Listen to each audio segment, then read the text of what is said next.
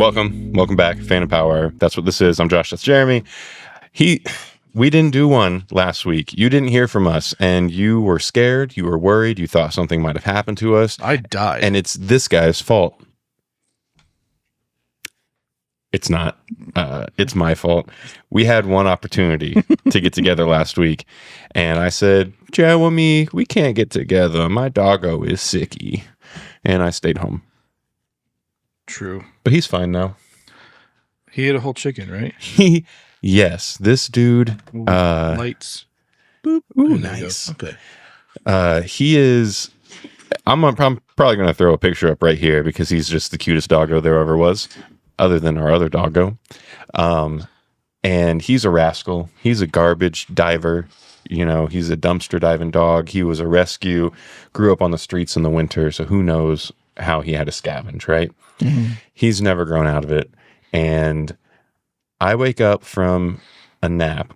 I had screwed up my back. My back was hurting me real bad. I had a headache. I went and took a nap. I never take naps. I took a nap, and I wake up, and the first thing my weary, blurry-eyed eyes see is this empty rotisserie chicken bag sitting next to the bed, like the kind of rotisserie chicken you get from like a Kroger or something like that. Was it yours? It was ours from dinner the previous night. Okay. So we had eaten most of the chicken off of it. I am not one to let food go to waste, specifically meat.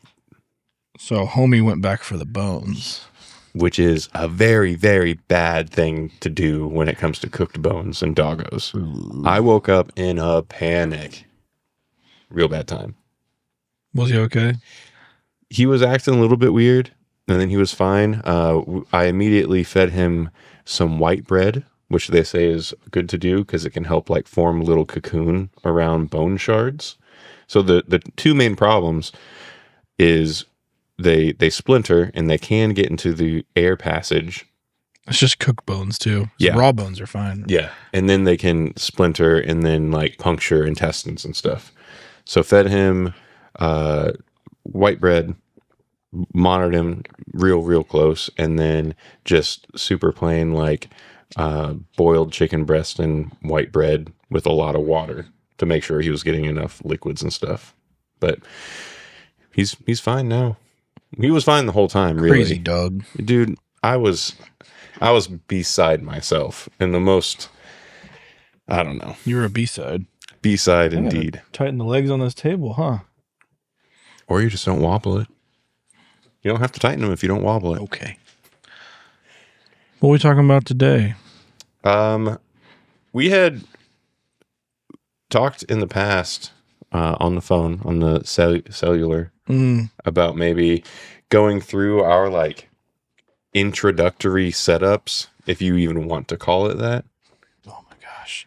Memory lane. Here we go. You made this comment when I was telling you about my setup that first got me into it, and you're like, yeah, that's like everybody in our demographic that came up doing music stuff started like this. I think you're pulling it up right now. I'll pull it up on this end too. Yeah. It has a wiki. Has a whole wiki. Let's see if I can find. That was it. I had the Sound Blaster live. How are they card. Still $50 though? Dude, I had the 5.1. I had this bad Mama Jumbo. Wow. But the Sound Blaster, I think that got everyone their start. Like I remember recording, had keyboards and plugging my guitar into the microphone input, using the onboard, like whatever that recorder was. I don't even know what it was, but you had one button and it was the record button. Mm-hmm. Just playing with that back to back. But there were also like weird effects on this thing. Like in there, like you could do weird things with it. None of it sounded good. Oh, it sounded atrocious. But it was I think so much fun. I think you just like really quickly just like glazed over. How did you put instruments into it? Oh, just plug it into the microphone input? Yeah, which was what, Jeremy? What type of microphone input? The little guy. Yeah, little 1/8 inch. Yeah. and it was green, right? Yeah. Oh yeah. The ring was green, Yep. so you knew it was the mic input. Which, and I had to go to Radio Shack to get the adapters. and the whole point of that, let's see, 90s Remember Radio Shack? PC microphone. I do remember Radio Shack. So this thing Had that, yeah. I'm pretty sure this is why it had the microphone input on it. Yeah. For this use case, Right. not for what we did. No. Because I did the same thing. Going back to this picture, this, like, I have visceral memories. I had this exact box. And I remember because And you always kept the box too. You had to. Because it was expensive. To this day, I keep, like, electronic boxes. I have a whole shelf of all my pedal boxes too. But see all the birds on this cover here? This Sound Blaster Live card came with a 3D game where you flew around in 3D space and, like, shot birds. Don't know why it came with that. Don't know what the point was, but mine was the Sound Blaster Live card, and I think this was the one I had, the E-Sonic. And these are the effects you were talking Yes. about, right? Yep. Like, well, that was kind of the interface. And then there was a way to, like, there were weird, like, you could do, like, reverby things, chorus. They all sounded like trash. This one's running Cubase. And you know what? I think mine did come with, like, a Cubase entry-level program. Is that what that is? Yeah. Because I think that's what I had, too. Cubase. I didn't know that. Did we both start on Cubase and not even know it? Whoa! Cubase, reach out. Let me get me back to my roots, man. Dude, oh man, I haven't seen this in so long, and it just takes me back. Oh, we're so old. And all the DAW videos that I've done, like the Pro Tools fanboy tries, Cubase was probably my favorite, and they're the only ones who, like, didn't want to send an NFR. I feel like the Cubase group, a license so I could use it, NFR. The Cubase people, you don't come across them often, and I feel like when you do, they're real serious about music. Like, yeah, I like Cubase as well. I haven't used it in years, but I enjoy the fact that you can get actual, like, standard notation with your MIDI stuff. You can do that with Pro Tools. Well, I don't like Pro Tools. Okay, fine. No, I know that it's an option and stuff for different time. Can you hop back and forth though from, like, the MIDI grid and then also pull it in standard notation? Yeah, you can edit in standard notation if you want. That's cool. I like that, but I'm a simple man to please. Now, was yours surround sound? No, just stereo. I had the crappy, like, PC speakers. Everyone did. Oh yeah. And then I eventually got a surround, which was okay, well the pushback on Atmos, because I vividly remember having a 5.1 like cheap, like, it was immersive back then. Like, dude, I had 5.1. It was my second setup, and I ended up getting a bunch of these 5.1 speakers that weren't specifically for the card, but they had all standard 1/8 inch plugs. Right. I felt like my life changed. Yeah. And I didn't use it for music stuff because at the time I didn't understand this. Oh, where to go? I didn't understand all of these menus for Cubase and everything. Like, it was very much a point and click, and I might have been 10 years old. Wait, go back, and you had to be younger than that, because I was about that age. I got my first real computer when I was 8. That's what it was. Because it was Windows Me Millennium. It was a gateway. I don't remember what ours was, but I remember there was one game, and if I could go back and play it, I would be so stoked. If anybody knows what this game is, please let me know. I think it was a pair of games. I mean, God, this would have been... Was it Space Cadet pinball? 96, 97? No. Oh, pre-Space Cadet then. Well, it was very bad graphics. It was like you could either... Like you were walking through a museum, and you could go into different parts of the museum, but Okay, so part of it was like you were with dinosaurs, and the other part of it was the human body. And so there were two different games, but it was very much an educational game. But then there were parts of it, like in the human body, you could like kill cancer cells in the brain. That sounds dope. But if you missed and shot a neuron, you'd kill the patient. And it wasn't like a Magic School Bus game or anything? No. It was very like, this is a game. And it wasn't Museum Madness? No, that game is awesome, though. But this was way before that. The graphics were even worse. Like, it was kind of like a walking around role play. First, is that it? Oh, this one? What is that? Namco Museum Volume 1. No. Oh, no, that's going through like old Pac-Man games. But that's kind of what it looked like.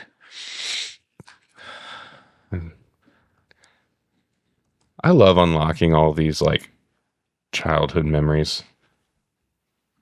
Ooh, anything like this? This dinosaur museum. I don't know. Dude, this is it right here. How'd you find it so fast? Because I didn't recognize the pictures. 3D Body Adventure. Yeah, I'm telling you, like, that's a game. Yeah, exactly. But like, you can. Hi, Mom. I'm gonna go to my room and play 3D Body Adventure. I think that was it. Oh, you know what? That cover art brings back the Scholastic Book Fair memories. They for sure had that for sale. I need to pull it up in here so you guys can see it. What was it? 3D Human Body Adventure? Somebody's asking about the same thing on Reddit. 3D Body Adventure. That's what they're saying it is. Yeah. Yeah. But it was a real dry game, dude. That was it. That's the shooting part right there. Yeah. Wow. That's it. Wow. And then there was a dinosaur one that was very similar. 3D Dinosaur Adventure, maybe? It might have been. Wow, we went from Sound Blaster to this. 3D Dinosaur Adventure. No way. The music in these, I remember it being good. Yes, and you had 3D glasses. Oh, dude, that's crazy for that time period. Retro. Wow. This was 96, dude. 96 was a good year. 96 is when I got my very first console. I got the Super Nintendo with Mortal Kombat 3. I was 4 years old, and I got it for Christmas from my super cool uncle. Wow. I was 10. That was my first computer. My actual first computer. So I said my first real computer was that Gateway with Windows Me Millennium. But before then, my aunt had given me, I never say aunt that way. I only said it that way because we're on camera. My aunt. That's how I say it. Aunt. Your aunt? My aunt. Your auntie? My aunt. Okay. Go on. She had given me an old Compaq. The kind that like is beige and the rectangle sits on like flat and then the big old monitor sits on top of it. And it could do nothing. It was a Compaq that ran Mac, I believe. And I literally had the notepad and the worst version of Paint, essentially, that you could ever have. But it was cool to have a computer in my room when I was like 6 years old.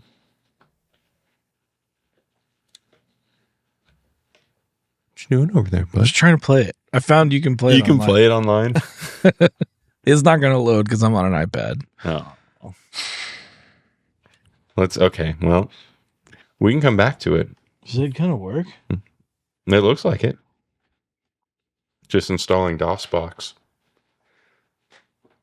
What? I'm about to have a nostalgia-gasm. How did we... Oh, we were talking about music-related things at some point. So when I wasn't shooting cancer cells in the brain or hunting dinosaurs in the Serengeti, was it the Serengeti back then? I was plugging instruments into a sound blaster using very bad effects to create songs. Yeah. And I vividly remember like listening to music and then trying to play it back and get it to sound as close as possible. Man, I did a lot of cutting my teeth on a sound blaster. Now, I don't believe I ever got into MIDI while I still had a sound blaster. So I don't think I ever... No, I did actually I was able to hear myself back in real time at one point through my computer speakers, and it was terrible. And I don't remember there being any latency. Which, thinking back on that, at the time, I didn't understand what was going on, and why would I even know that latency would be a problem? But looking back on it, I'm like, how was there not latency? Probably because there's no real DAW involved. You're just hearing the direct back to the speakers. That's probably all it was, like a monitor type of situation. Looking at these specs on the card that I had, if any nerd is interested in this like dinosaur. Are we just a computer channel now? Well, this is for the Sound Blaster card. You know, it's music adjacent. Okay. Who's adjacent? Adjacent. Let's see. Anyway, it sounded like trash. Oh, were those the effects? Yep. Reverb, chorus, frequency shifter, the voice morpher. I remember that. Oh, I do remember playing with that because I also had that like beige stick microphone. The 2-tap echo. I don't think mine had an echo. But anywho, that was short-lived. What was your second one? Because I know what my second one was. I always forget what it was called. I think it starts with an A. We should have like a graphic of like Josh start point, Jeremy start point. What was it? What was it? To the end as we go here. Oh, what was that thing called? I keep wanting to call it the vertical inbox, but it wasn't that. It was just the inbox. What is that? What it was called? I thought it had a different name. No, it was the inbox. It was the original inbox. That one. This one looks like that was one that I got after that. I think there was one that looked just like this, but it was a different brand, like a knockoff brand almost. I found it. It was the Lexicon Omega. Definitely not a knockoff brand, but also definitely not the M-Box. Because then I ended up getting one of these, the M-Box 2. Yeah. Yeah, I didn't get that. It was gifted to me. Well, my second one. You go. I'm gonna keep searching, but you tell the good people about your Tascam sound card one. Porta Studio 414. That's it. That's the little guy. The tape and everything. Yes, it did. Were you recording straight to tape? Yeah. Is that all it can do? That's all it could do. Man, that's so cool. And it sounded pretty good. And you could dump, like, that's when I learned, like, okay, I've got 4 tracks. What can I possibly do? I was recording, borrowing microphones, like, go into pawn shops and, like, buying things. Like, I went to churches and got their old mics they never used until I got, like, 157 and a couple broken whatevers. And I was recording drum sets. And I remember doing it in my dad's pole barn. And I didn't have any mic stands, so I threw him through the rafters. Dude, that's so awesome. Like, hung it over the set. I vividly remember that. What's age range for when you got the Tascam? 10 maybe? That's some high-level stuff for being a 10-year-old, I would say. It took a lot of chore money.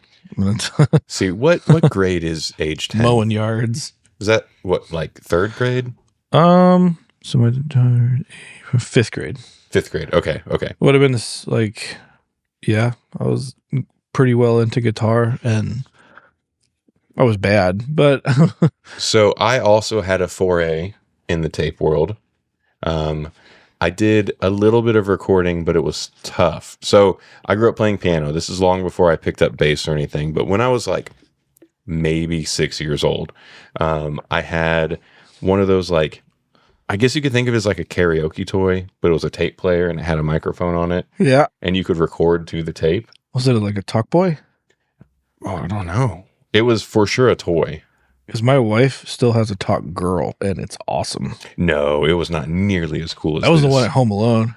Yeah, that's sick. No, mine was like this big. It had a handle on the top. Okay. And it had like a smiley face on it. Oh. It was like straight up toy. It sounded bad.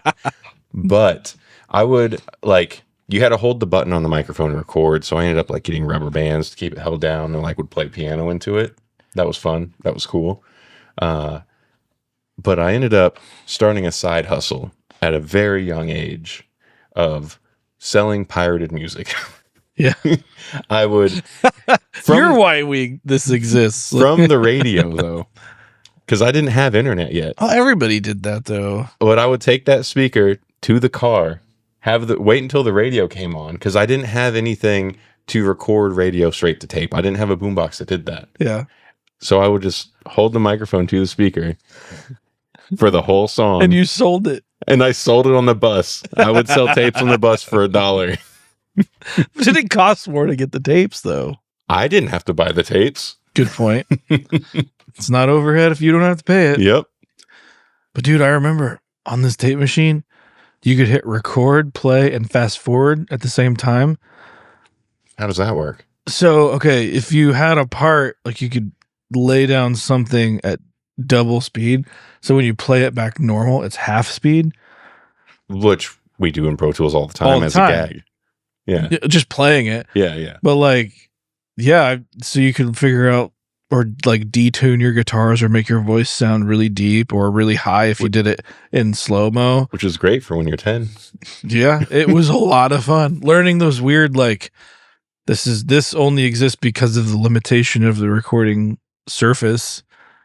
I don't know. I remember doing so many weird things with that.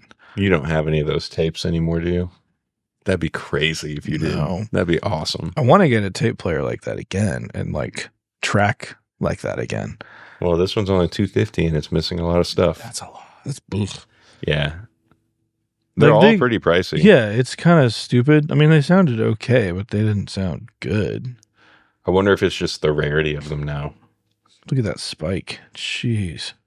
It looks big, but it's only like $50. Okay. Those are cool.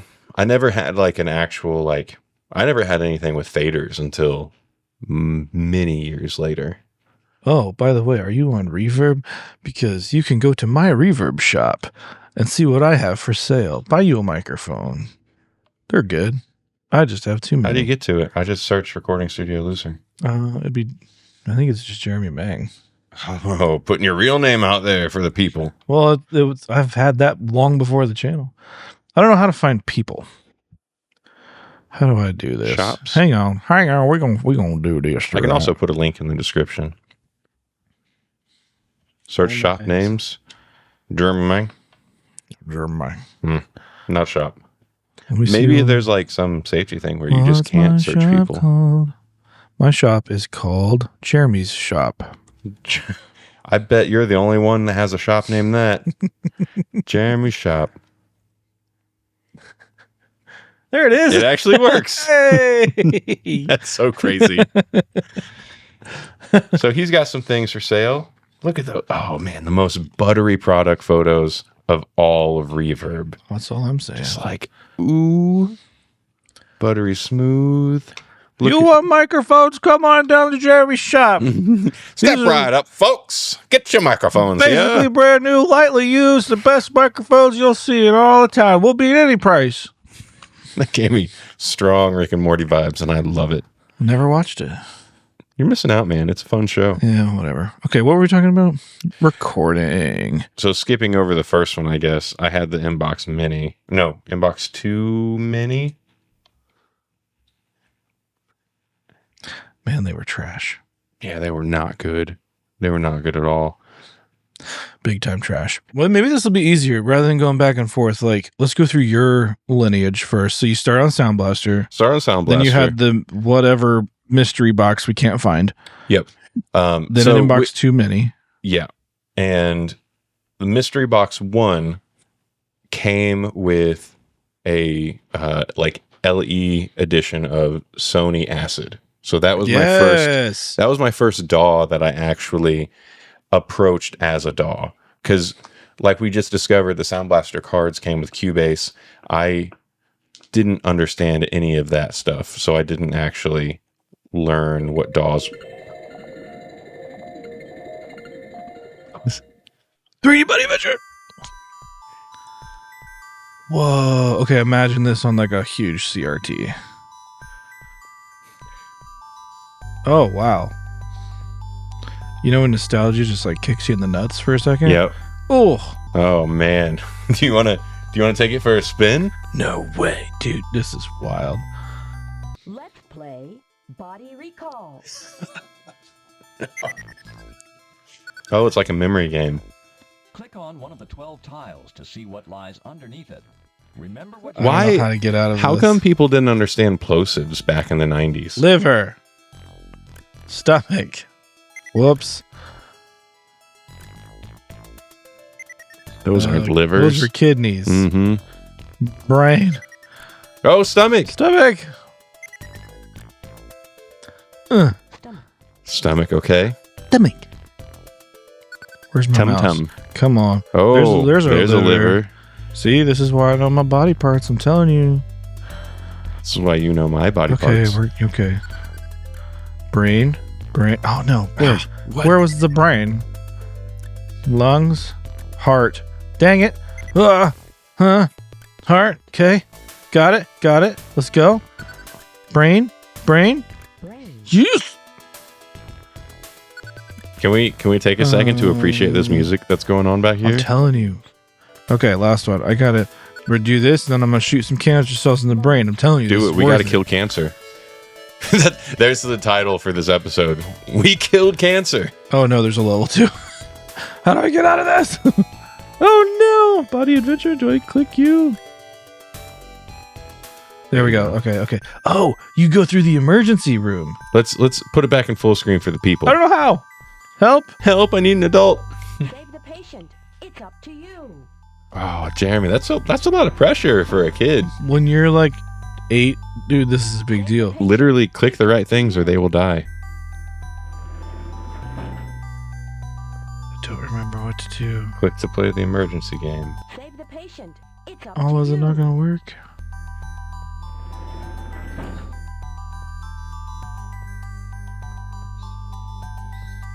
This is like the real deal Oh. experience. Something just doesn't work for no reason. Yes. Oh, and you can toggle a 3D on the body to begin 3D glasses view. Just like, yeah. Oh yeah. I don't remember how to get to it, man. Ugh. You know what? This would have been so rad as a kid. There weren't games. Like this was a game, and you were just learning. Wow, that was a trip. Speaking of Is this acid, still what going? a trip this podcast is, huh? We're all over the place. Oh, Magix bought it. I used other Magix stuff for a while. Sony Acid was not a cheap one either. It was when it came bundled with my interface, the LE edition. Mm. I want to say it was 7, maybe not though. Never used it. Oh, dude, it was 6, bro. I'm having that nostalgia flashback now. It was this, Whoa. and I still have this CD. You do? I do. I still have my old Pro Tools CD. I also have my first Ableton CD. See, that this came with a sample pack. This was back like if you worked at a recording studio, or like you were around a recording studio, or you were in a band and you wanted any hope of working there, like you had Pro Tools. So like these options of different DAWs, there weren't many, and none of them were good. But like for whatever reason, the big boys used Pro Tools. I didn't even know what a DAW was when I was first introduced to Acid. That to me it was just like Keep saying it, we're gonna get demonetized. Sony Acid Pro 6. I don't know how to really explain my thought process, but like I knew nothing about recording music other than what you had seen like on TV and stuff of big analog consoles. Yep. Like I didn't understand anything other than that. And I didn't understand that either. And then I want to say I was in like Mars Music or something and just happened to see something that plugs into a computer. And I was all about computers. And I was like, what is this weird thing that plugs into a computer? And came home with that. But I didn't know about Pro Tools Wild. or anything else. And Well, it was just whatever your first foray into it was. Mine was a studio. So Yeah. I was a Pro Tools boy, and Yeah. it was as simple as that. this, by the way, is being sold for $180 still, which seems a little ridiculous. They're going for your nostalgia on that one. They are. So Okay. What's the rest of your lineage? So we started at Sound Blaster, Mystery Box, Yep. Inbox Too Many. Inbox Too Many. And it was the Inbox Too Many for a long time. That got me up through half of college. So I Wow. got that, I think, my sophomore year of high school because my band director, somehow our tiny school, you know the school I went to. Yeah. Somehow we got a fund to buy a Mac Mini. I think it was when the Mac Mini was first released. Mm-hmm. Maybe they didn't call it the Mini, but the little Mac, and 2 Inbox Minis, so that our band director could start, like, if any kids want to try to learn like music production stuff, then you can mess with it. Ended up essentially being mine at school. We had rehearsal rooms in the band room, and I essentially just got my own rehearsal room. And by the senior year, every hour of every school day, except for one, was in the band room in my little office in the back. So when I graduated, he was like, you can have that one, which he probably shouldn't have, but he was on his way out too anyway. So that got me through college. That's when I started like messing with actual production. Before then, it was just like noodle some of my ideas, find a couple like drum samples, mess around with some MIDI stuff. A lot of my MIDI understanding actually started with Finale in high school. Yeah. That was a big part of it. And then like my little brain being like, how do I get my Finale stuff I write to go into Sony Acid? Because I don't know how to write it in there. And then my next interface was the 002.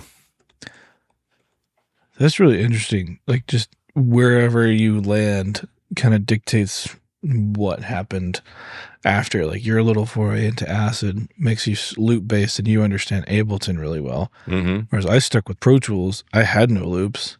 I create everything. Like, Maybe it was a 003. It was a 003. oh, that's what I had. 02. That's what I had. Yeah, because The white one. I had the 003 mixer, but not in this order. it was, I was just on a photo of it, this one. Yep, it was a 003 rack. Oh, they sounded so bad. Oh, dude, atrocious, but in comparison to the Inbox, magical. And our college studio that we both went to had one of these, I believe, the 002 mixer. And Then I sold them my 003 mixer. that's when they got the upgrade, huh? Yep. I didn't know any better. I didn't understand. I didn't understand hardware. So I figured this is a school for music and they have a studio and they have digi-design stuff. So I should get digi-design stuff. Dude, side note, that right there, the 002 mixer was awfully similar. Look up the Control 24. Digi-design Control 24.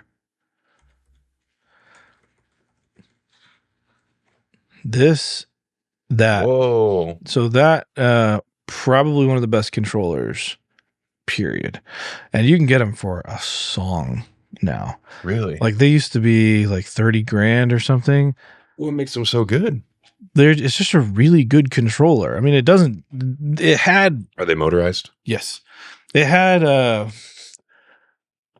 it's massive. Like, it's huge. It had preamps and stuff on it. It sounded like trash, but as far as a controller goes, this one was good. Is this the one that was in that studio as Yeah. well? Okay. Yeah. But then they upgraded to the C24, which sucks. I think that might be why I don't recognize it as much. It was a great little console. Let me see the C24. It's the white one that's like flatter. Yeah, it kind of This looks like a 003, but it was trash. Yeah. There's only a tiny little picture over here. Yes. That was it. Yeah. Yeah. So I do remember Trash. maybe That thing was. I was saw a this my monster. freshman year and that was it. That was a beast. Dude, people still get these, fix them, and then they run like pirated third-party software to get it to work with any. Like, you don't use the IO on this thing. It's just a mouse, right? Yeah. Yeah. Like That's you- like I have the PreSonus single fader thing. Yeah. Same idea, right? But how is it?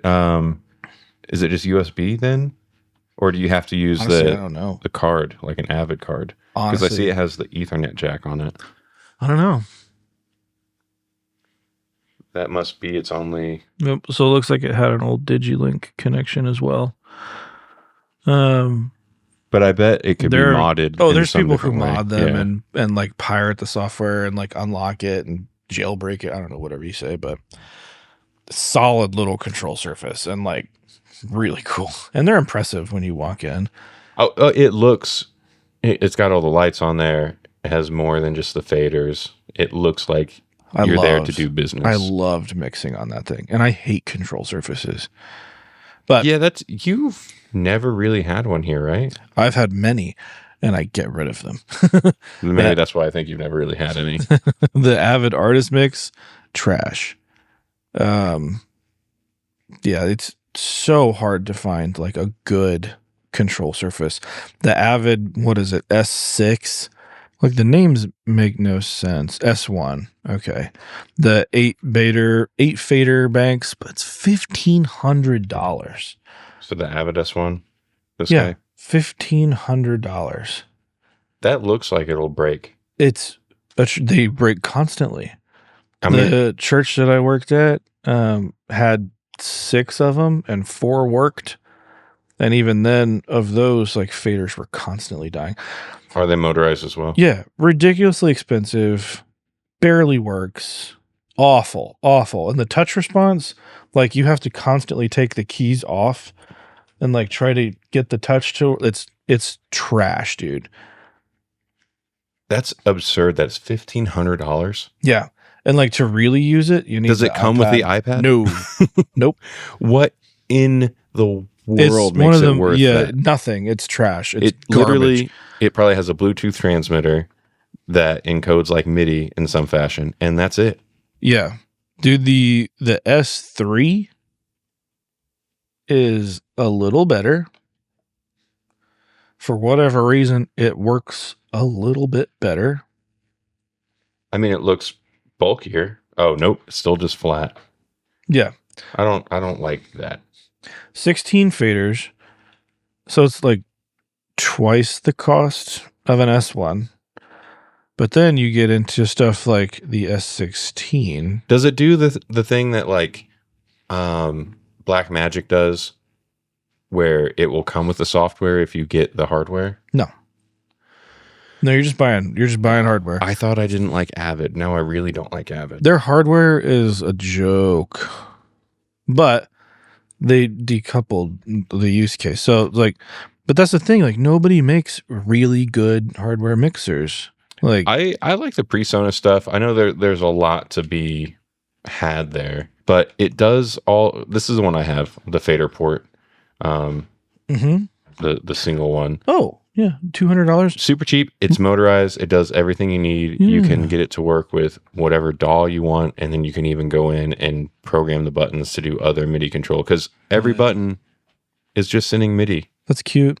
What's the next one? No, the 616 for $800. Look up the S6 for me. Wait, there's more than Just look it up.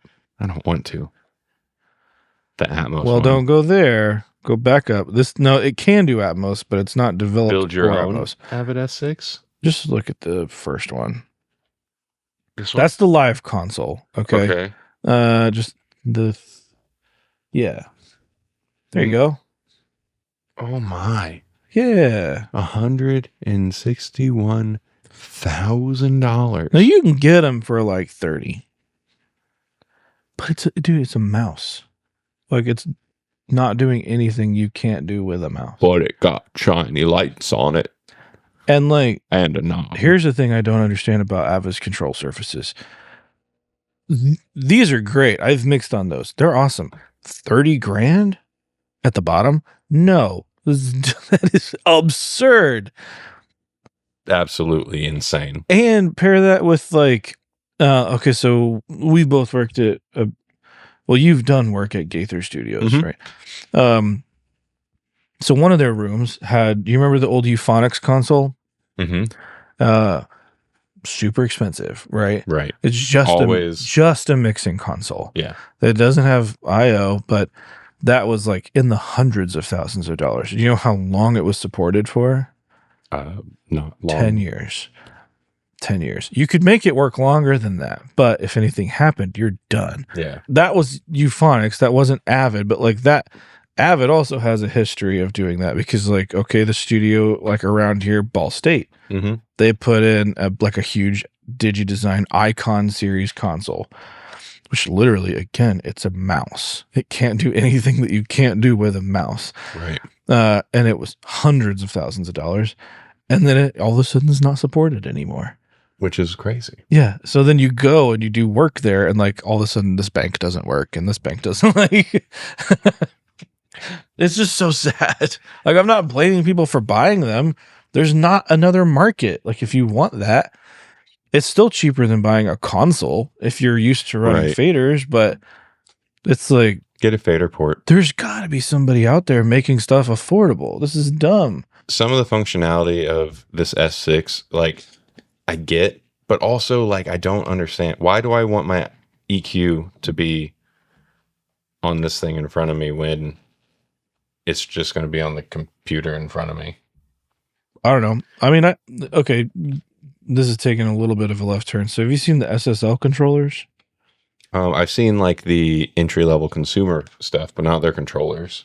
Yeah, look up like the SSL plugin controller. Does it only work with their plugins? I think you can technically map it to anything. It's like but UC1. Does that sound right? No. yeah, look it up on like Sweetwater or something so you can see what it costs.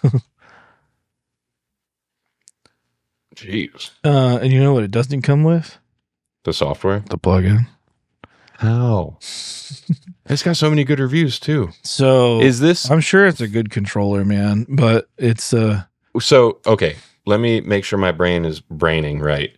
So you get the plugin, which looks exactly like this, right? Yeah.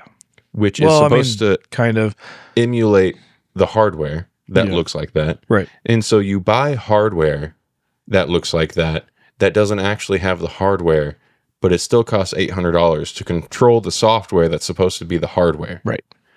Which is another couple $100. Why, though? So to use it, basically to manipulate a plugin with your hands that you don't own yet, it's another $800. It's a mouse. It's a mouse. If it is, I could see some people justifying it if this is an integral part of your workflow. Yeah. And maybe you came up turning knobs and that is what's best for your workflow. Oh. You use this plugin on every single mix, every single time. Don't disagree. You make the money back in one project. Yeah. Whatever. Easy. Cool. I get it. But what actually happens is, so I went down to work with a school because this high school is starting a recording program, and it's actually really cool. Mhm. What they have, like some salesperson like went way too crazy with them. And they have a whole set of these SSL controllers and no SSL. So like they have thousands of dollars Why do you in need these more than one? controllers, and they have no interest in purchasing the plugins. Why do you need more than one? Well, because there's different ones, Josh. Oh, they make them for each one of their plugins, do Well, they? I don't know about that, but like they have The DAW controller. They have the DAW See, the DAW controller. controller is the stuff that makes sense to me. yeah. Not for $700 Right. when it's just one fader. But I guess you have needles. That's cool, unless it's a screen. They don't work. Yeah, they usually don't. But I'm trying to stay positive. Oh, it's a screen. Yeah. So they're not even real needles? No. Oh my gosh. So if you're dude. actually used to ballistics on the needles, it's not the same. And to be training, like to be educating on something like this is rough because that's Yeah, and like that's a useful use case of it. Like if you could see your master and then the phase Mhm. relationship of the left and right. but you can see it on your screen. You can. It's a mouse. Again, it's a mouse, right? And like I don't know. It's what ends up happening is like people buy them thinking like, "Oh, this makes me serious." And it doesn't. Like what it does is it boxes you into a certain workflow. And if that workflow works for you, hell yeah, go do it. Like, do it. But You can pay $800 to get a fancy mouse for one specific SSL plugin, or spend $800 and get this. to Like, control, like, that would be more useful to me. and you can map anything that you want. You can make a different bank, and you can MIDI map some of these things. I guess this one doesn't have knobs on it. They have another version that has knobs, so you can map those. Get a MPK Mini for $80, and you can MIDI map that, and you can create different profiles for each one of your plugins if you want to your heart's content. You could buy 10 of them for the same price. Paint them if you want to make them look like your plugins. Yeah, I mean, I love the SSL plugins. I've just recently like dove into those. They're crazy, but I literally like called because I have a rep that I work with, and I was like, explain this to me like I'm 3. So you had this school, and they gave me a copy of their invoices. Like, here's everything they bought. They spent $100,000. It's like somebody along the line told them this setup would work, and included in that were like all of these SSL controllers. And on the website where you go to purchase it, it's kind of unclear if you get them or not. Like, get the plugins it says it comes with SSL 360. Well, great, I can control plugins. So you would assume from a consumer standpoint, doing an install, I'm going to get all these plugins. Nope. That's an extra couple $1,000s if you want all of them. SSL does a subscription model They as do. well, right? Yeah. At the very least, like, Plug give them a year. Well, and so I started messaging SSL. And again, I freaking love their plugins.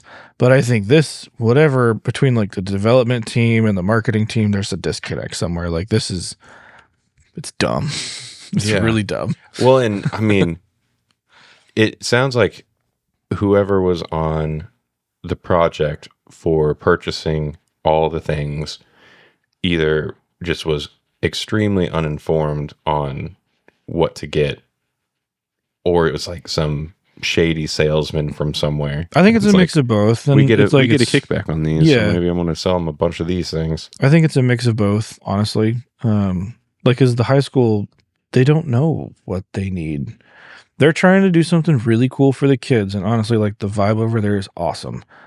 And I think more schools should be doing stuff like that, because of the value in education that they're getting, not just in the recording side, because there's a whole side of this that's like they're learning theory, and like I went and recorded them a couple weeks ago, and these kids are freaking good. Like, they're good, and they have access to all these tools, minus a few, but I mean, they still have a solid setup.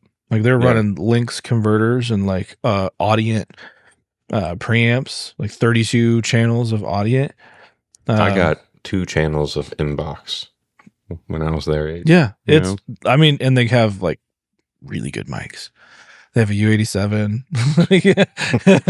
And Why? when I got there, they're like, "Is this good?" And I was like, "Yeah, it's pretty good." No, I'll trade you one of mine 'Cause for it. I'll help you upgrade. One of the high school kids was like, "I'd just rather use my phone if that's okay." And I was like, "Wow, that's the culture now." I was like, money does not automatically mean something's good, but when you're like, I would rather use my phone than this $5,000 microphone. Right. Now, I'm not a fan of U87s. They're a staple for a reason, though. Right? Yeah. Oh, they're useful. Yeah. I mean, I wouldn't personally buy one, but if there's one there, like, dang, I'll use it. Okay.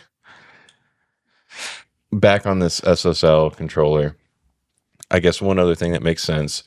One of the top reviewer spent 30 years mixing on an SSL 4K series. Never found a plugin and hardware combination that made me feel like I was mixing on a real SSL desk until today. Right. So, yeah, if they're going for a market there, but when that explains the reviews, like, if you know you need it, then you need it. Not even need, but if you know you're going to benefit from it, then you're going to get it and you're going to use it and you're going to love it, because it does what it's supposed to, unless you're uninformed, in which case it does absolutely nothing. Yeah. And I mean, it is built like a tank. So Yeah, I noticed that when I was there, because I like this little, this looks pretty heavy duty. It was very, and they're heavy. USB-C, yeah, but not powered by USB-C, eh? No, Huh? they get hot. I don't know why there's so much power in there, but Does it have external? That could justify some of the pricing if it offloads the DSP for that plugin. No. But it's not even like a very. I mean, what would you be doing? Like one Shark chip That's for what I'm- one plugin, Yeah, yeah. and then that as you're wouldn't make any switching sense. through, like no, it's just a control. It's a mouse. It's a fancy mouse. I don't know. Anyway, so okay, back to this thing. That was a weird tangent. Sorry, That's okay. That's okay. got me all hot and bothered. So, where are we at with you? We're on to a 003. Yeah, 003 up through college, and I had that until I don't know, a handful of years ago when I hopped on the Scarlet train. Like Which was an upgrade, yeah, huge upgrade from the 003. costing thousands less. Yeah.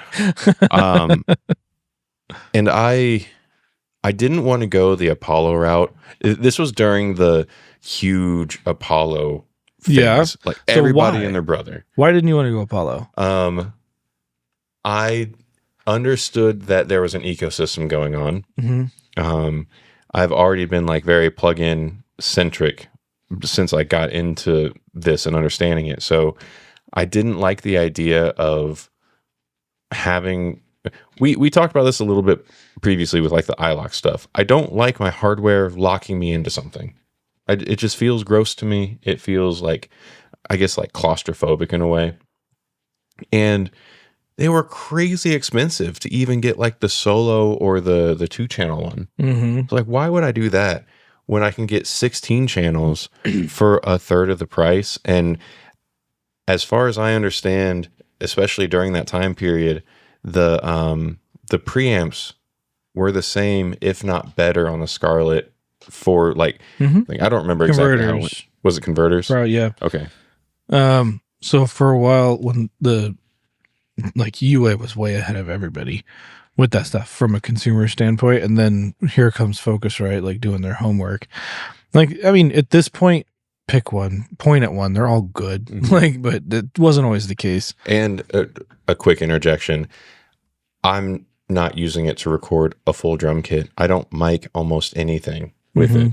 I got all the inputs in the case where I would want to use it, and it's proved useful a couple times traveling with it. But other than that, it's usually direct in instrument stuff. Yeah, So I don't need something crazy fancy.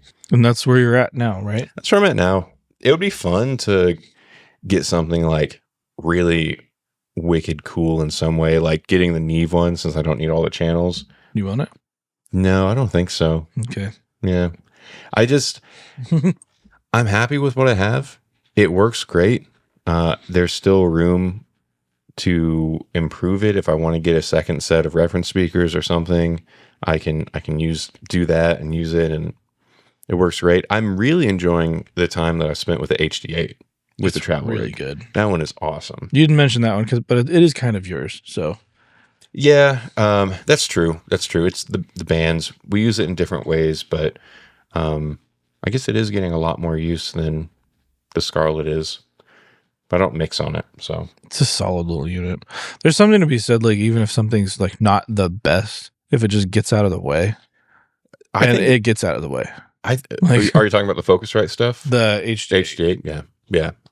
That one, it does. It gets out of the way. It sounds good. I need to figure out, this is another quick tangent. We had another bout of like shocks through the mics. I've got the power conditioner. This time it was through the HD8. That's weird. The Behringer did it the first time. I was like, that's weird. It's cheap. Maybe that's it. But I don't know. it might just be bad power in our rehearsal spot Could too. be a ground rail on your power conditioner. I wonder, because I'm about to have the exact same rig. Yeah. So Do you have the same power conditioner? No. radial. Yeah. We got the cheapest Furman you can get brand new. That might be it. Yeah. I mean, that said, I've never had an issue with them, but I don't know. That's weird. Well, we can talk about mine. Okay, where did I start? Sound Blaster. Yep. We had the Sound Blaster. Sound Blaster E-Sonic something. Then the Tascam. Yep. Porta Studio 414. Then I got Tascam DM2000. Was it Yamaha or this one? It was Yamaha. Okay. That was it. It was way too much for me. Had it saved up forever for it. I was going to say, how is this your next one up? I quickly got rid of it. Did you use the inputs and everything on it That too? may have not been the next one. Okay, that is in the lane. That is not the next one. I had, oh gosh, what are they called? The little Boss. I'm looking at the 1600 is the one that looks the closest. This 1600 CD, but the one without the CD. It may have had a CD in there. I can't remember. I think it did actually. But those little pads at the very bottom, you could turn into drum pads. Dude, this thing was a monster. It has that old school green. Oh, it was gnarly. It sounded like trash. Onboard amp effects. Yeah, it was killer. Now, could you burn to the CD on the bottom? Or I can't remember what I was doing. If it was USB, it may have been CD. I don't remember. There's USB on it as well. But it was big enough like I could actually record almost anything I wanted. After this, I got the Yamaha because like somebody was selling it and I got it in my bedroom as a kid and I was like, too much. Okay. What's the I'm going to go back to this Yamaha. I couldn't drive. That is absurd to me. Yeah. I was not able to drive yet. Yeah. I can't drive, but I have a 96 input mixer. Yeah. That's crazy. I mean, that's awesome. Don't get me wrong. It's so cool. It sounded incredible. But dude, I would have taken you. I had no desk. Okay, so imagine this. Like, whatever your like 12, 13-year-old bedroom looks like, and this thing's sitting next to my bed on the floor. That's all you need. That's all you need. Crisscross applesauce and get some jams going. Exactly. That's what I did. Did you even have monitors at the time or just headphones? Heck no. Just headphones. I quickly bought some monitors because of that whole situation, and I bought the Alesis. Yeah. Something MK2s. Oh yeah, there they are. These guys? These guys? Those look like newer versions of it. The second one. Elevate. It wasn't that though.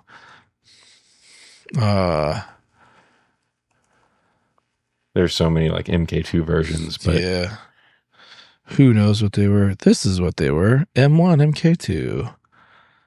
They actually sounded pretty good. Oh, yours are a little bit different. Here we go. Yeah, they were passive? That was it. I want to say mine were they were active monitors. I bet they just had different SKUs then. Probably. But those were the first ones I bought because I bought those after I sold the DM2000. Dude, I don't have experience with these. My first monitors were these little guys. Everybody had those. They did, and they sounded. It was this one, probably like an older, way older version. Like I didn't have the woven cones or anything. They sounded so bad. So when I sold the DM2000, I got these monitors and oh man, I'm gonna miss one, but I think I'm at the 003 at this point. That doesn't sound right. I don't know. 11 rack. That's where we're at. We bought the 11 rack, which is still used to this day. People still love this thing. This guy? Yeah. I didn't know it was anything more than like a guitar product. It was an interface too. Actually pretty powerful. Like pretty cool little unit. Especially for the time period, right? We're talking like fairly early 2000s around here. Yeah. And I mean, at the time I was like, this doesn't sound great, but this was before everybody and their brother were making IRs. Like you put a good IR in that thing and it opens up. Like it was great. Blast from the past. I need to do one of those videos on that. Fluff, you beating me to everything. Do you still man. have it? Did you see Fluff just had a house fire? What? Yeah, I think it happened middle of the night last night, but he had Last night? Yeah, he had he posted something that's like never throw your dead 9 volts into the bottom of the drawer. Not only is it bad for the environment, but it might just arc along the guitar strings that you have in that drawer and almost burn your house down. So he said he Buddy. lost some stuff, but nothing like crazy important. And it looked from the photo, it looks like it was pretty contained. So things are okay, but terrifying. Wow, I'm going to be way careful about throwing batteries away. Yeah. That's wild. I can't tell you how many times too, dude, like string change on an active bass. I'll pop the battery. I'll test it first. Get that little Yep, on metallic your feeling. tongue. And like, if it's not super strong, all right, I'll just toss this one, put a new one in. Yeah. Yeah, same. And all in the same waste bin. Wow. Yeah. I will think twice now. So you got the 11 rack, and this was, Mhm.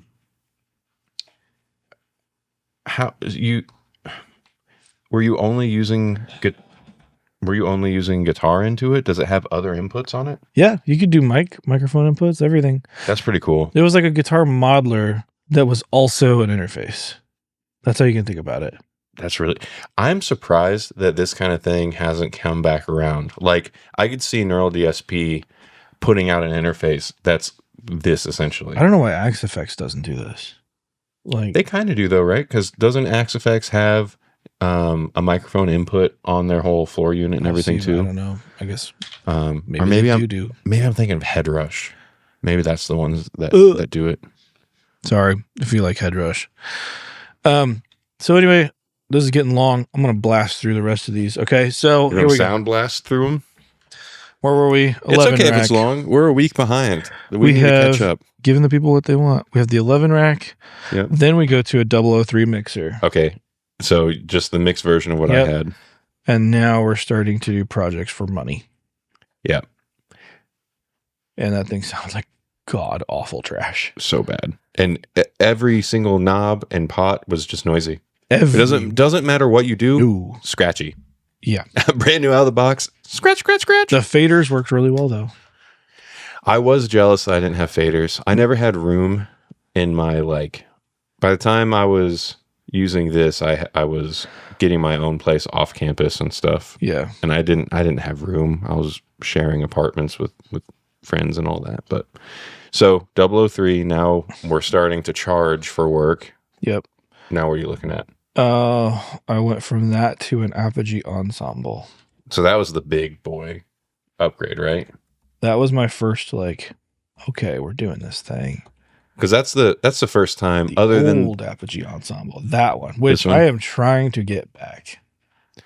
Because I know the person that has the one that I had, and I want it. yeah. That thing sounded so good. Coming from a 003, and like everything I had up to this point, even the stuff I thought sounded good, this just beat the crap out of it. Because Apogee sounds really, really good. What does the Black Line mod do for this one? I have no idea. They're modding them? Yeah. The modded one is only $575. Oh, maybe those are only the mods by themselves. Mm-hmm. New high-grade signal path capacitors on every analog input and output. Proprietary decoupling on analog stage power rails. Improving the performance of the analog stage circuits. Makes a drastic difference in tracking, mixing, and mastering. Proprietary decoupling on all AD and DA converters. Okay. So Cool. now, did you get other, like, you were also expanding your IO at this point, right? So you got this, Mhm. and then alongside it, Because this had 4 preamps in it, Mhm. it had 8 inputs. So we were living large at this point. Actually, with the 003, I could as well. yeah. But I 003 had didn't have expansion though, right? no. Yeah. But I think I was using both of them together and like taking the preamps out into the line inputs. I know so many people. This is eventually when I got my first lunchbox and I bought Vintech 573s. The 2 I still have. Yeah. The 2 that are on my mix bus. Yeah. Like literally the oldest preamps I have. It feels like this is the part where like you turn the page and you're now pretty dang educated when it comes to what you're Oh, I picking still up. didn't know what I was doing, but No? Those seems like some really fortunate purchases then. well, remember there wasn't much. This Yeah. was the blossoming of the consumer recording That's fair. era, and like stuff was finally getting decent. Mm-hmm. And Pro Tools had just not hardware locked their software. Yeah. Because it used to be you couldn't even open Pro Tools without One of their hardware connected, which made like there was no working on a laptop. Mm-hmm. You couldn't do that. I remember the first day I did it, because I was post college. I just took my laptop upstairs and smoked a hookah and worked on editing tracks. I was like, this is the greatest thing Now ever. you still had to have your iLock USB in there. Yeah, I right? still had to have the iLock. Yeah. But I mean, that was freedom. Oh no, My for sure. friend. That's game changing. Yeah. You can go to a Starbucks, sit down and work. But okay, so I went from the Apogee Ensemble. That got me to this building. Okay. That was the first So this one was in still here. basement era. Yeah. I had external preamps. That's when I got like the ISA 828 to get like 8 more channels of Focusrite. Mm-hmm. And then when that started to become the limiting factor, I went Apollo, Yeah. the first series of Apollo, which started a long line of Apollo purchases. It was just the original Apollo. I don't even know what it was called. I think that was the quad. But it was the old gray unit. They're really hard to find now because there's so many iterations of Apollo. But I had the old silver face one, Mm-hmm. which had some issues. One of these guys? Yep. The Firewire one? Yeah, the old Firewire ones. The old Apollos had some really weird issues with like latency misreporting up on each individual channel. So if you sent a test signal across all 8 inputs at the same time, they would arrive at different times. That's weird. And there was no way to correct for it. Like it was getting processed in serial instead of parallel or something. I don't know. That's weird. I had no idea. But I was like, why can't my drums, like I can never get them in phase, and I can't repeat these things. So like I went down a rabbit hole figuring this out. Was the timing always the same? No, it would shift.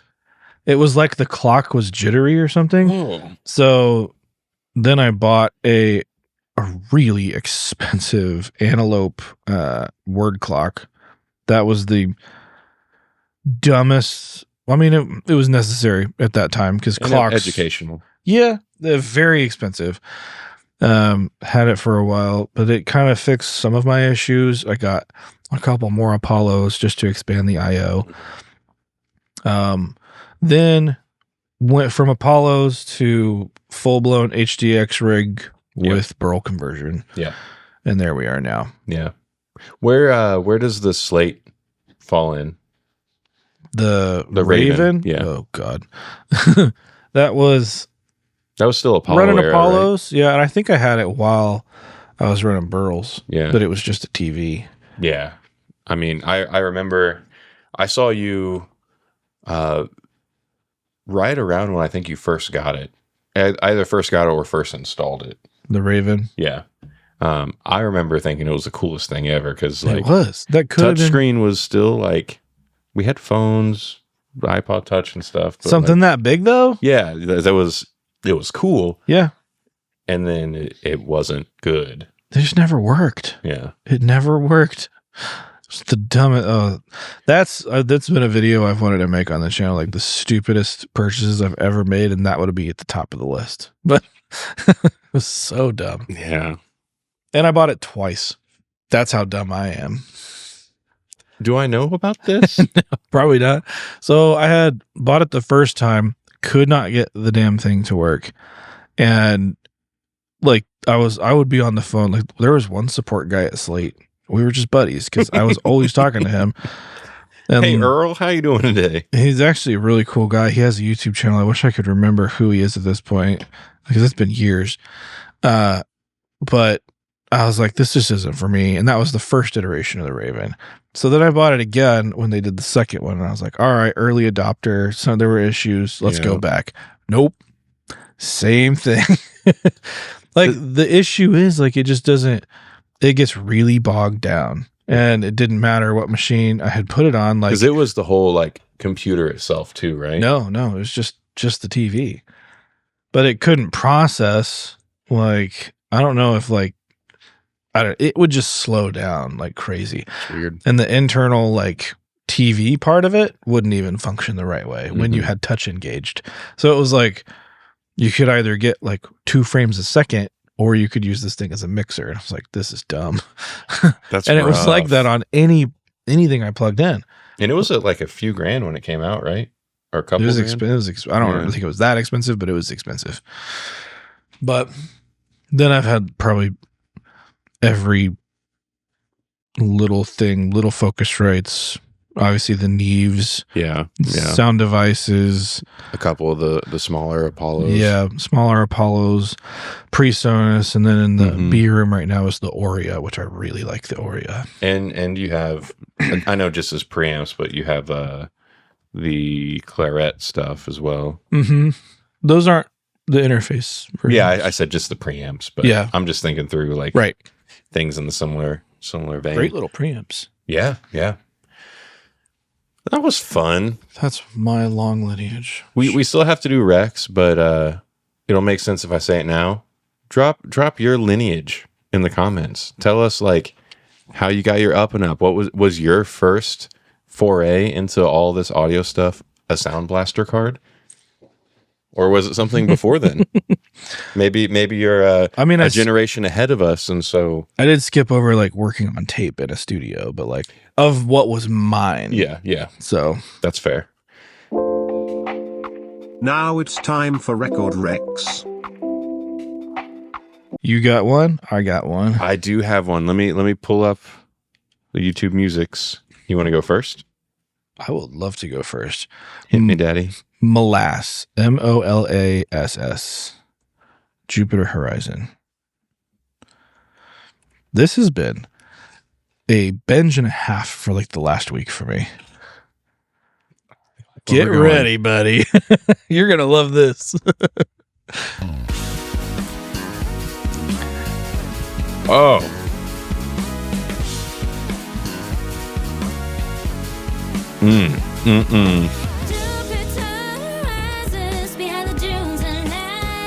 Yeah, Hiatus Coyote just like has a sibling. I guess. Oh. Skip through it.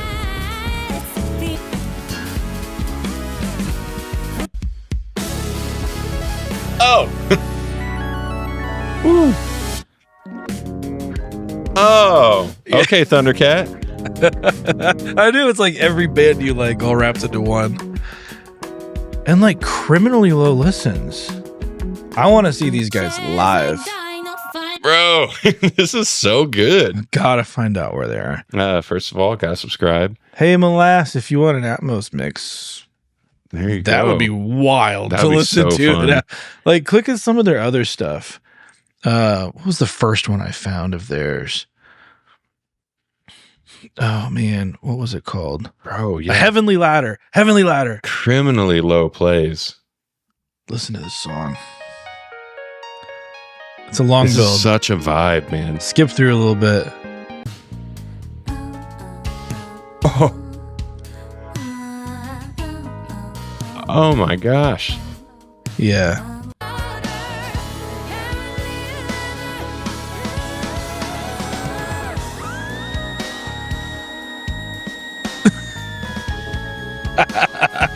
Are we sure this is not just like a Hiatus Coyote side project? It might be. Like, I know nothing about the band other than I've just been binging it. Dude.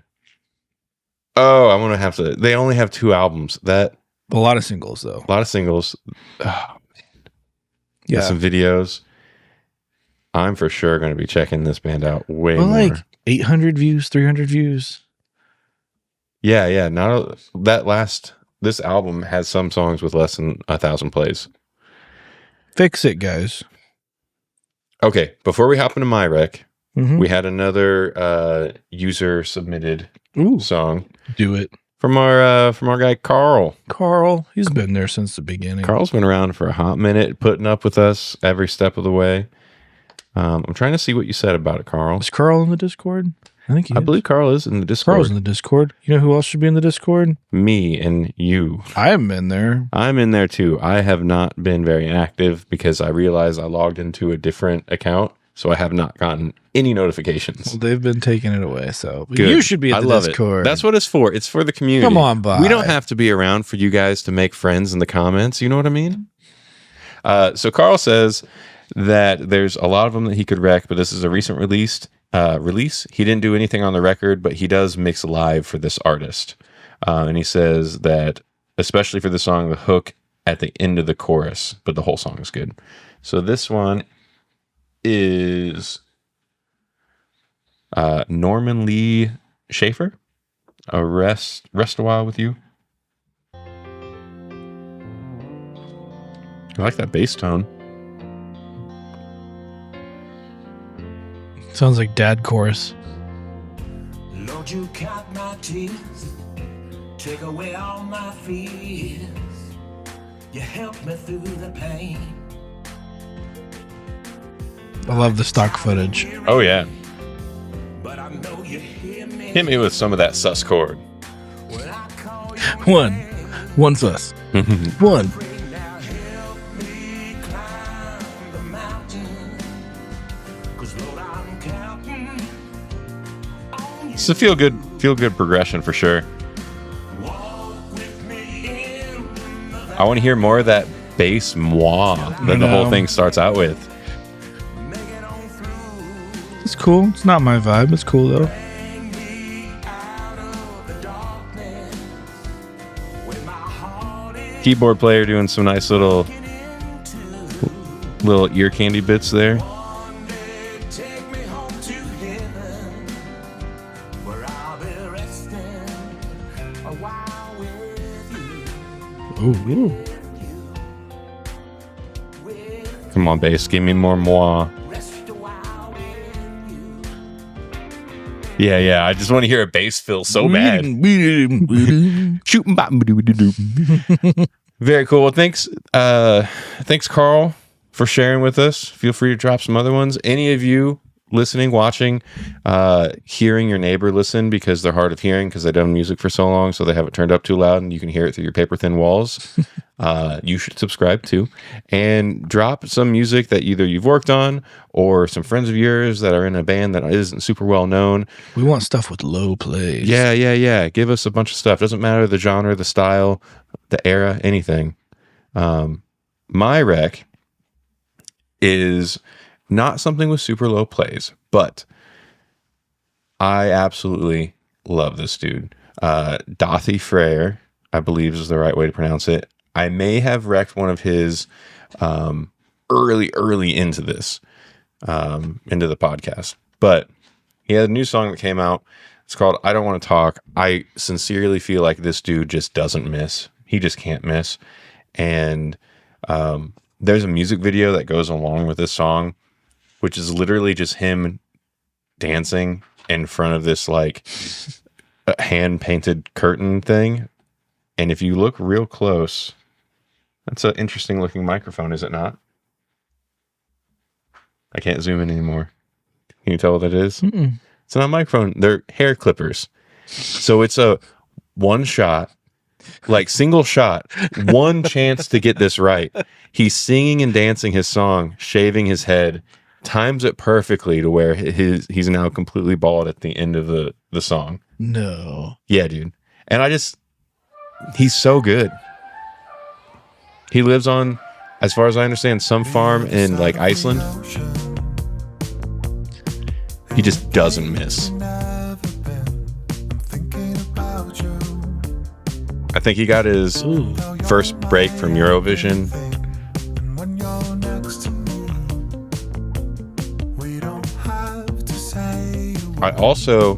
I could be wrong. I don't know all the Dothy Frere lore, but I believe he just like writes and records all the stuff himself, just in his room. No need to impress anybody got it all right. Skip through a little bit That's here, though. hilarious. I feel like I said it all. And we don't have to play that. Surrounded by people. Whoa, that's You get one chance. wild, dude. So quiet and peaceful. Could you imagine trying to do this and like, oh, Not at all. I forgot to hit record. That was one of my first thoughts. Either I forgot to hit record, I forgot to put my phone on airplane mode that was doing the playback. Like, so many different things. Just sit here with you in silence. Or like I accidentally sang the second verse instead of the third one or something. This is like high art. It really is, though. But so much of his stuff is that. Let me show you a little bit of his music videos are incredible. This is the first song that got me into him. 52 million views. So of course, like, so many of you have probably already I've seen this. Yeah, it's just so good, and the song is awesome. But like I said, this dude doesn't miss. And he's a nerd, and I'm a nerd, and I love it. I watched a whole like behind the scenes video on this of how they made this music video.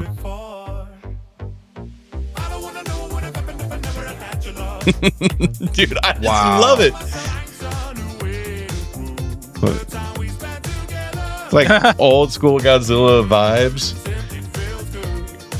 And they did a lot of like the forced perspective cinematography stuff here.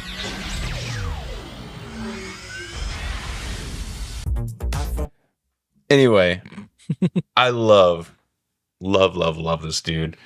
I've had so many of his songs just on repeat. This time of year is perfect too to be listening to him. It's finally nice outside.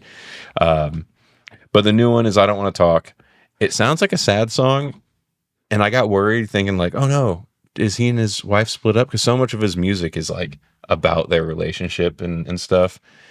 But nope, it's actually a love song. So good. Man, long one. That was a journey. Subscribe, please. Like it. Comment. A lot of new people on the channel That's true. Welcome. at the very end of a video. Welcome. Well, I said welcome at the beginning, but it is what it is. This is what you get. Okay, we are flying by. We're like the seat of budget our Andertons. That's what it is. Yeah. Or like budget bin, savings bin, that pedal show. I don't think we're in a bin next. We're in the next shop down. we're in the dumpster behind the Dollar Tree that's in the plaza across the street from pedal show. All right. Yep. And with that, thanks for watching. Drop artists you like in the comments. Talk to us, say stuff, make friends in the comments, join the Discord if you want to do that. Check out Recording Studio Loser, really just to watch the short for our ad that we did, because it was fun and it's going to make you feel hot and heavy in a bunch of different ways. Until next time. Bye. Bye.